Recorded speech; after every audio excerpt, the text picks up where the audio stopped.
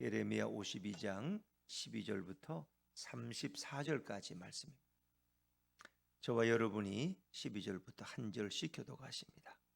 바벨론의 느부갓네살 왕의 19째 다섯째 달 10째 날에 바벨론 왕의 어전사령관 느부사라단이 예루살렘에 이르러 여호와의 성전과 왕국을 불사르고 예루살렘의 모든 집과 고관들의 집까지 불살랐으며 사령관을 따르는 갈대아 사람의 모든 군대가 예루살렘 사면 성벽을 헐었더라.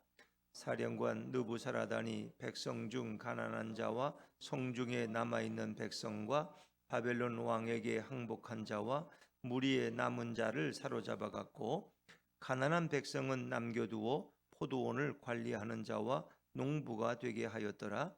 갈대아 사람은 또 여호와의 성전의 두 놋기둥과 받침들과 여호와의 성전의 놋대야를 깨뜨려 그 놋을 바벨론으로 가져갔고, 가마들과 부삽들과 부집개들과 주발들과 숟가락들과 섬길 때 쓰는 모든 놋그릇을 다 가져갔고, 사령관은 잔들의 화로들과 주발들과 솥들과 촛대들과 숟가락들과 바리들 곧 금으로 만든 물건에 금과 은으로 만든 물건에 은을 가져갔더라.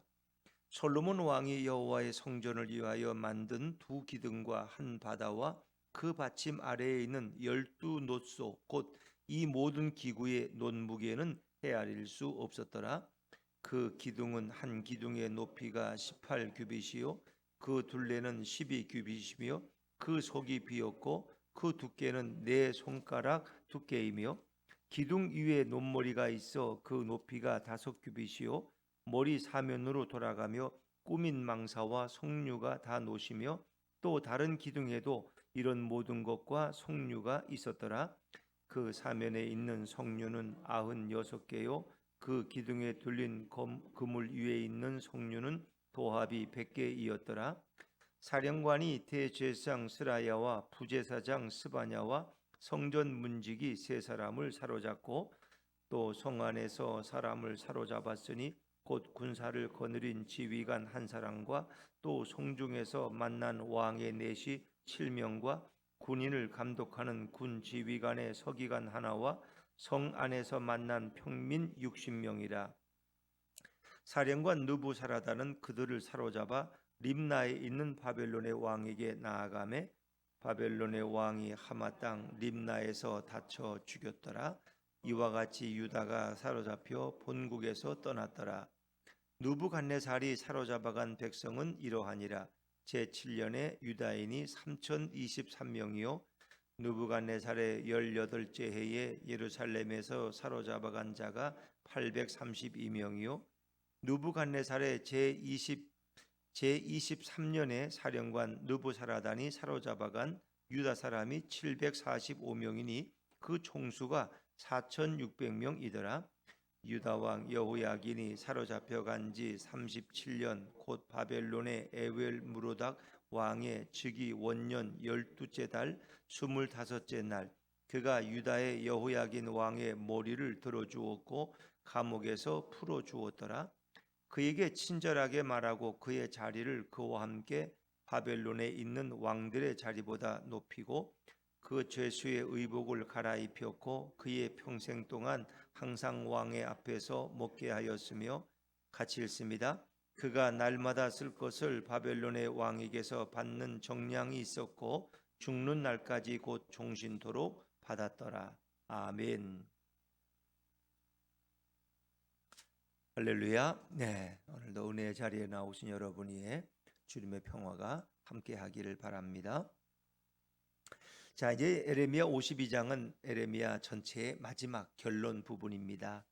1절부터 11절은 여러분이 어제 묵상을 하셨고요. 그래서 마지막 왕인 시드기야가 반란을 모의하다가 발각되어서 그가 이제 바벨론의 군대들이 예루살렘 성을 포위하니까 그가 한밤중에 도망가다가 붙잡혀서 결국은 그 아들들은 왕이 보는 앞에서 아버지가 보는 앞에서 다 살해를 당하고 또 본인 시드기야 왕도 두 눈이 뽑혀서 소경이 되어서 그 유다에서 바벨론까지 얼마나 멀었겠어요. 그때 그 뭐 무슨 비행기를 태웠겠어요? 기차에 태웠겠어요?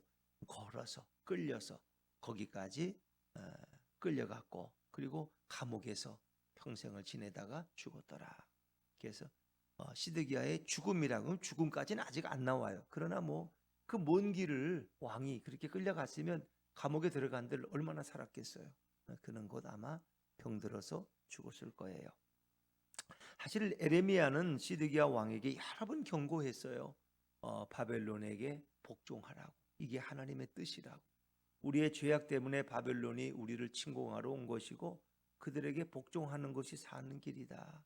그런데 시드기야는 끝까지 고집을 피웠어요. 그래서 결국은 반란을 모의하고 또 애국과 통지하고, 그래서 애굽의 힘을 빌려서 뭐 바벨론을 좀 몰아내려고 자기 자신도 바벨론에 의해서 분봉왕이 됐는데, 결국 그들의 힘을 벗어나려다가 결국 도망가다 잡히는 부끄러운 왕이 되었고, 그리고 이렇게 비극적으로. 근데 그 시드기야 한 사람의 비극이 아니에요. 그건 하나님을 떠난 왕의 비극은 나라의 비극이에요. 우상 숭배와 죄에 빠졌고 하나님께 불순종하던 시드기야 왕 한 사람의 몰락이 아니라 전체 유다의 몰락이고 이스라엘의 몰락이 되어버리고 말았어요. 그래서 왕은 그렇게 중요한 거예요. 왕이 별 볼 일 없는 것 같지만 그 한 사람의 잘못된 결정이 온 백성을 죽음의 도가니로 물어넣는 거예요. 그래서 시드기야가 그냥 바벨론에게 그렇게 순종하면서 협력했더라면 예루살렘은 불타지 않았어요. 예루살렘 성전도 파괴되지 않았어요. 그대로 뒀어요. 그런데 시드기야가 결국은 반항하다가 결국은 이런 비극적인 결과를 가져와서 예루살렘이란 수도는 사라져버리고 다윗의 도성 예루살렘은 불타버리고 담이 헐어져버리고 사람이 살지 못하는 곳으로 전락해버리고, 더더욱 하나님의 임재가 있는 예루살렘 성전 여호와의 성전도 결국 불타버리고 그 모든 기명들은 다 바벨론으로 옮겨가는 이런 수치와 모욕을 당하는데, 어떻게 이제 유대 백성들은 그렇게, 어떻게 하나님이 당신의 성전이 이렇게 불타버리고 이렇게 침탈을 당하는데 하나님이 어떻게 그냥 있을 수 있나? 그거는 하나님이 개입할 문제가 아니에요. 그건 이미 하나님이 그들을 버렸다는 뜻이에요.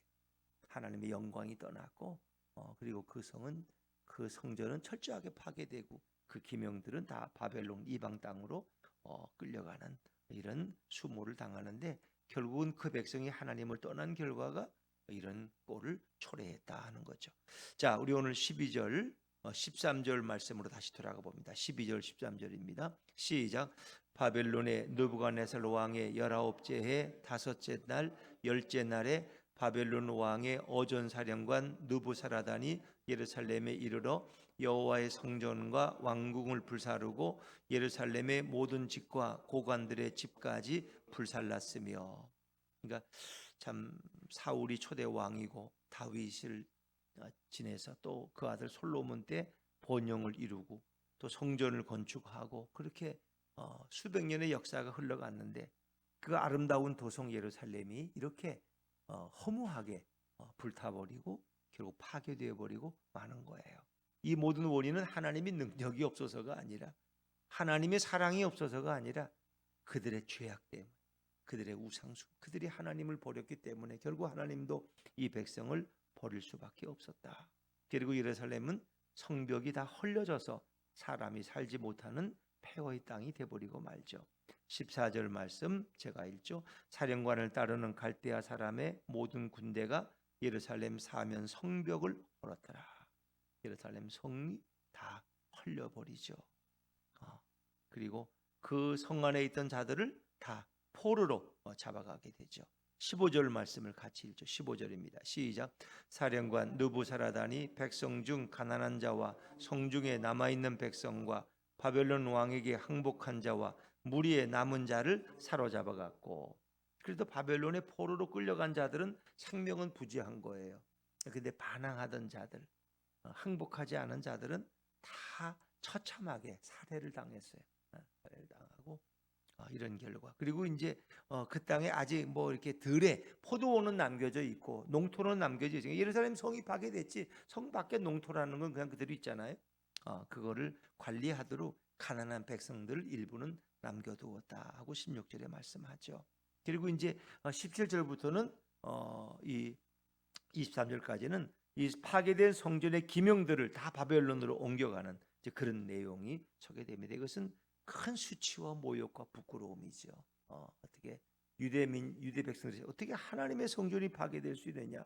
하나님이 자기 성전 하나도 지키지 못하는 무능한 하나님인가라고 말할 수 있지만은 하나님은 이미 오래전에 그들을 버리셨어요.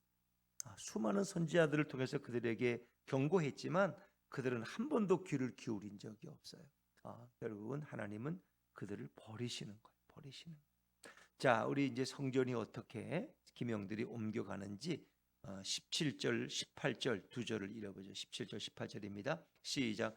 갈대아 사람은 또 여호와의 성전의 두 녹기둥과 받침들과 여호와의 성전의 놋대야를 깨뜨려 그 놋을 바벨론으로 가져갔고 가마들과 부삽들과 부집개들과 주발들과 숟가락들과 섬길 때 쓰는 모든 놋그릇을 다 가져갔고, 이 가마솥, 부삽, 부집개 이건 다 하나님 앞에 이 제물을 태울 때 쓰는 뭐 이런 게 부삽이라는 거 아니에요?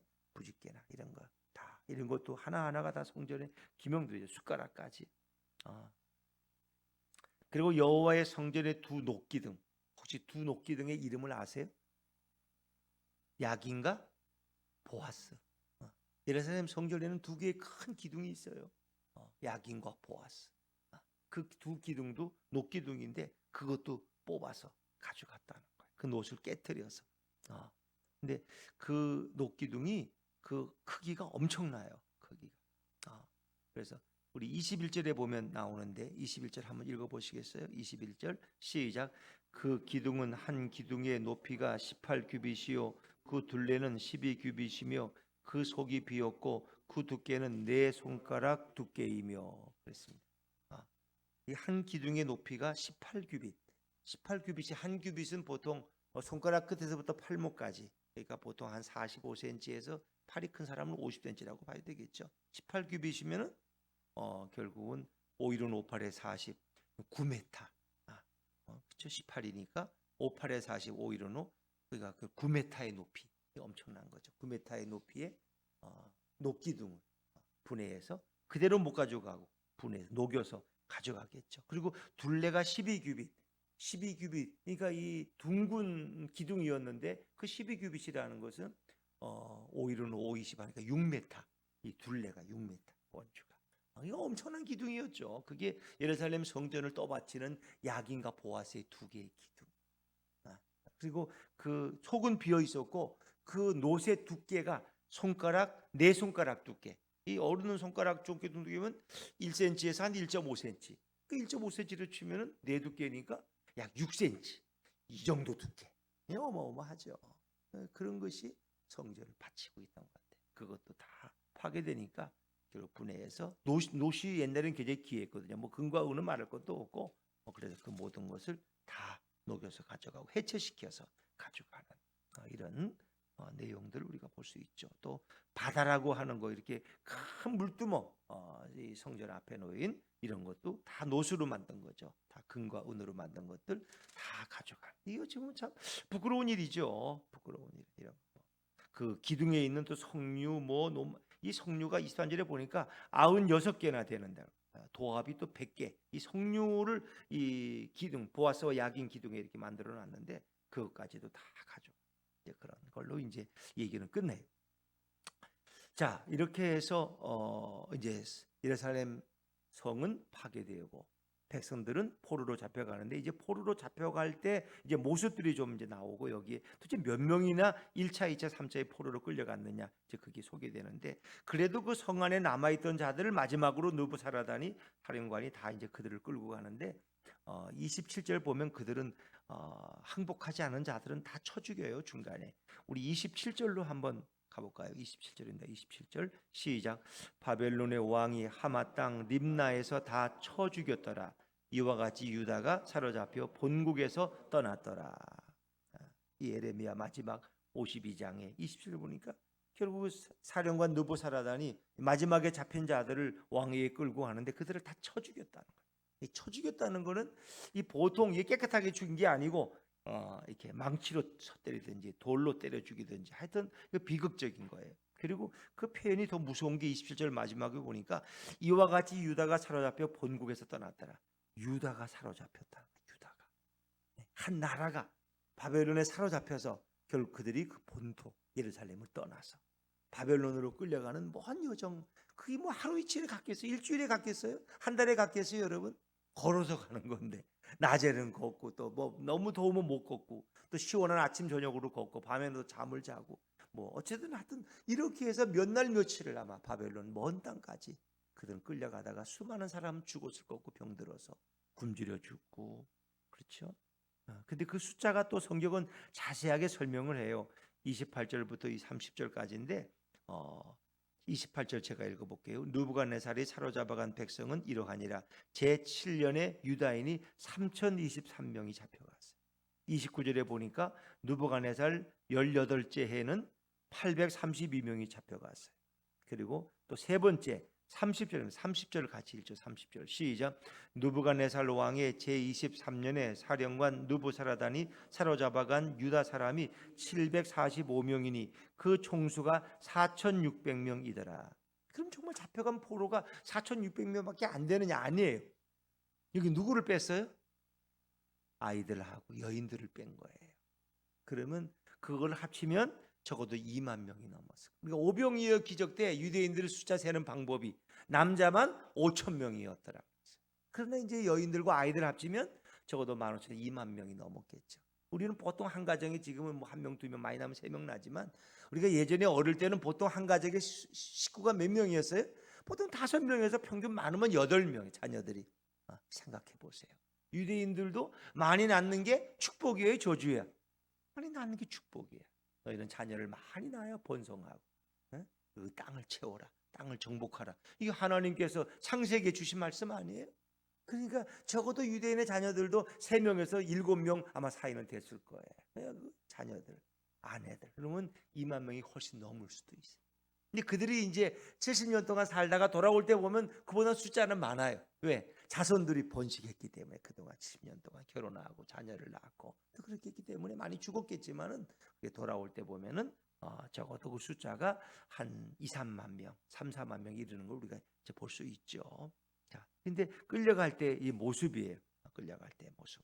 이렇게 사람들이 끌려가서 거기서 70년을 보내는데 뭐 그중에 이제 자손들이 결국 돌아오게 되겠죠. 근데 우리는 그럼 에레미야의 이렇게 마지막 예루살렘 성이 불타고 성전은 파괴되어지고 기명들은 옮겨가고 이게 끝이냐? 아니에요. 성경은 항상 마지막이 중요해. 하나님은 늘 우리에게 소망을 남겨둬. 소망을. 그 소망이 뭐냐? 여호야긴이라는 왕이 일찍 먼저 끌려가서 그가 감옥에 있었는데 그가 풀려나요. 이것이 이제 이스라엘의 회복의 소망이에요. 소망. 자, 우리 31절 말씀으로 한번 다시 돌아가 볼까요? 31절입니다. 31절 시작.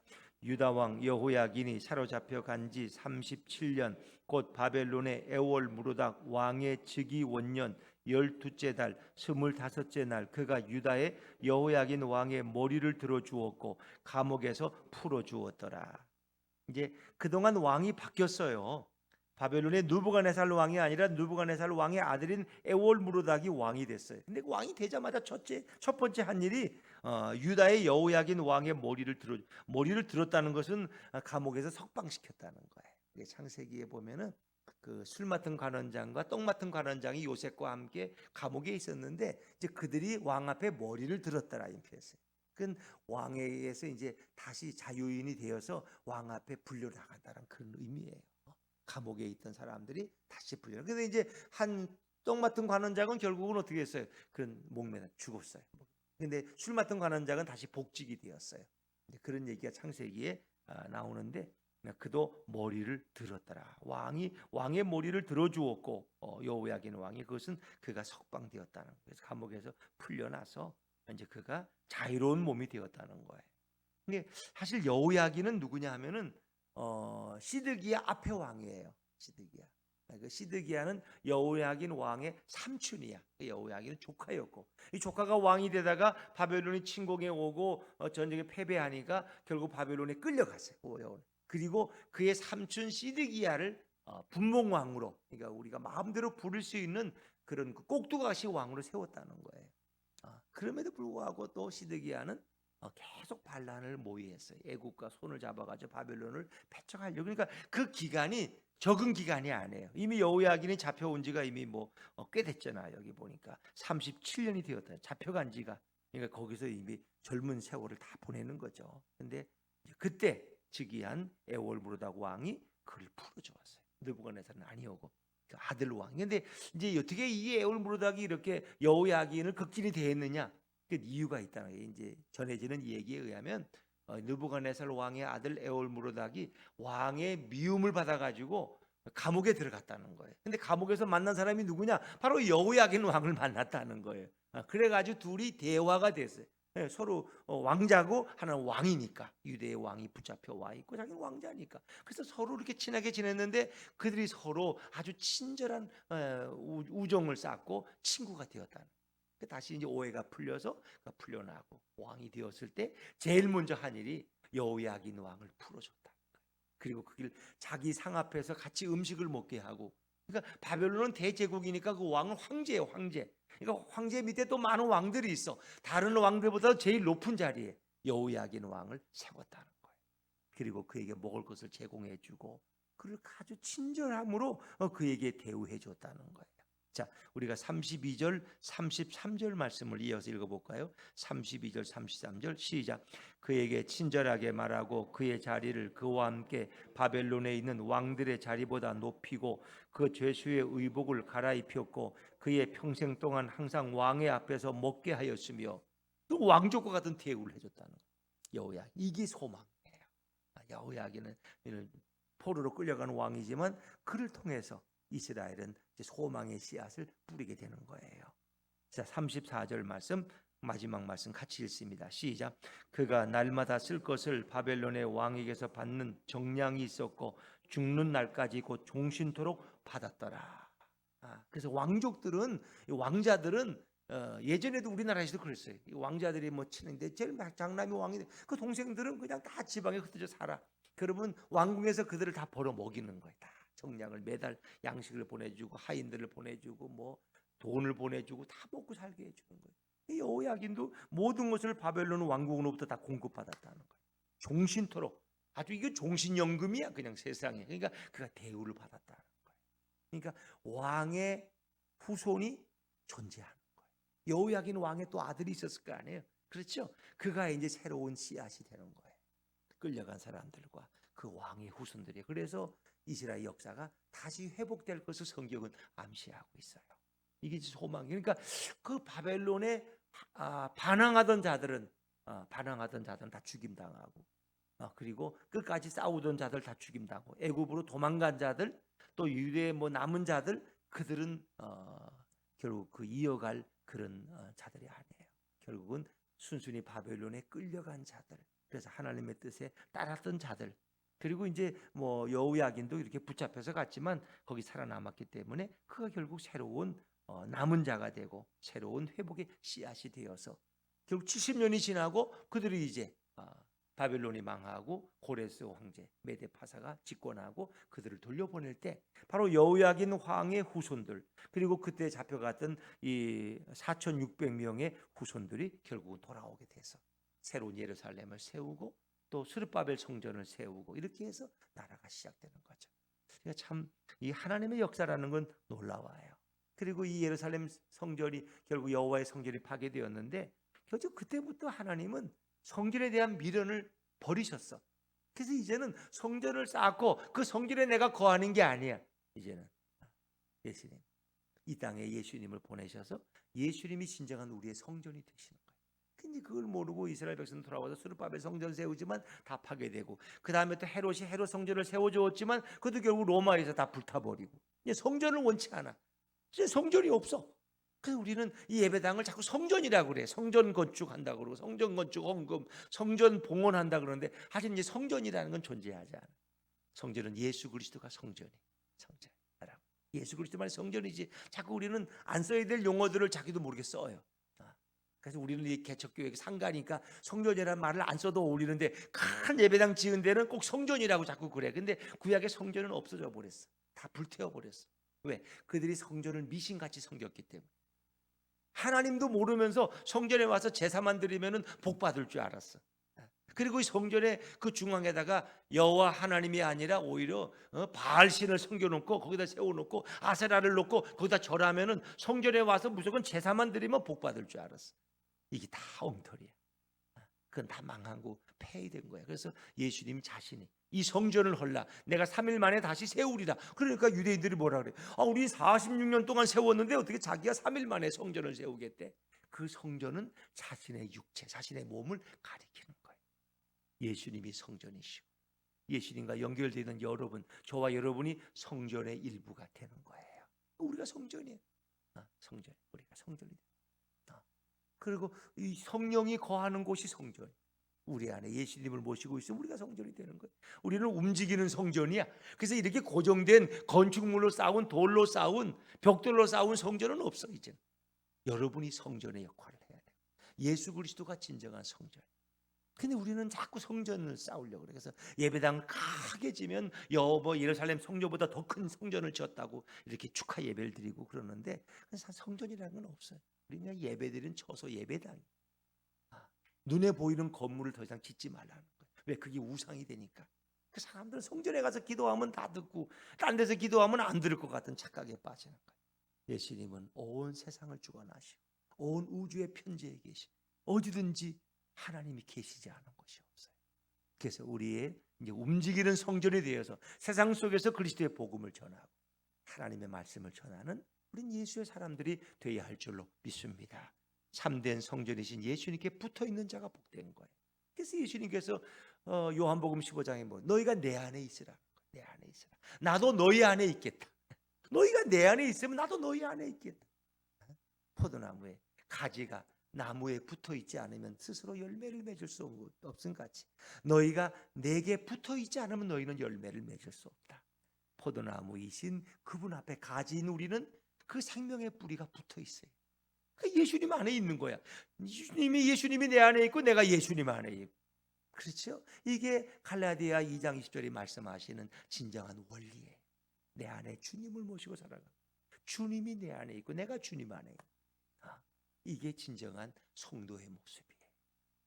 그래서 성전은 파괴되어 버렸어요. 그러나 이제 그들은 그 후에 또 수르바벨 성전을 세우고 또 헤롯 왕이 또 헤롯 성전을 세우지만 그 모든 것은 다 헐어버리셔. 하나님 다 불태워버리셔. 그리고 진정한 성전이신 예수님이 이 땅에 오셔서 우리들을 그분의 성전 안, 그분의 품 안으로 우리를 초청하는, 수고하고 무거운 짐진 자들아 다 내게 있다. 그렇죠? 그래서 에레미야서는 정말 이스라엘 백성이 어떻게 하나님의 뜻 앞에서 벗어나고 탈선하고 불순종하고 우상 숭배에 빠져서 결국은 한 나라가 어떻게 버림을 당하는가를 우리에게 보여주죠. 우리 인생도 마찬가지. 하나님 안에, 예수님 안에 있는 사람이 가장 행복한 사람. 우리가 이제 내일이면 6.25 74주년 기념주일을 맞이합니다마는 우리가 예수님 안에 있을 때 주님은 이 민족을 축복하시고 이 민족을 통해 영광을 받으시고, 그러나 우리가 이런 성전주의에 빠져가지고 예배당 짓는 것이 무슨 하나님의 큰 축복을 받는 것처럼 거기에 빠지면 한국교회를 또 태워버리시고 다 헐어버리시고. 왜? 그게 우상이 되니까. 건물에 소망을 두지 마라. 거기에 우상 숭배에 빠지지 마라. 다 우리 한국교회에게 폐해가 거기에 있는 거예요. 그래서 다 끌어모아가지고 성전 지면은 이게 그냥 굉장한 업적을 이룬 것 같은데, 우리가 유럽에 가보면 그 아름다웠던 성전들이 다 술집으로 바뀌고 극장으로 바뀌고 나이트클럽으로 바뀌고, 요즘도 시골에 많은 예배당들이 결국은 레스토랑으로 바뀌고, 이제 그런 부끄러움을 또 당하는 거예요. 거기에 소망을 두면 살아있는 성전, 예수님을 모신 삶, 그것이 이 땅에서 진정한 향기 나는 삶이 되어야 할 것입니다. 이제 에레미야를 마치고 우리가 이제 내일 월요일부터는 에레미야 애가를 또 나누겠습니다만은 늘 살아계신 성전이신 예수님 안에서 주님의 말씀에 순종하며 나아가는 승리의 백성들 되시기를 주의 이름으로 축원합니다. 기도하겠습니다. 주님.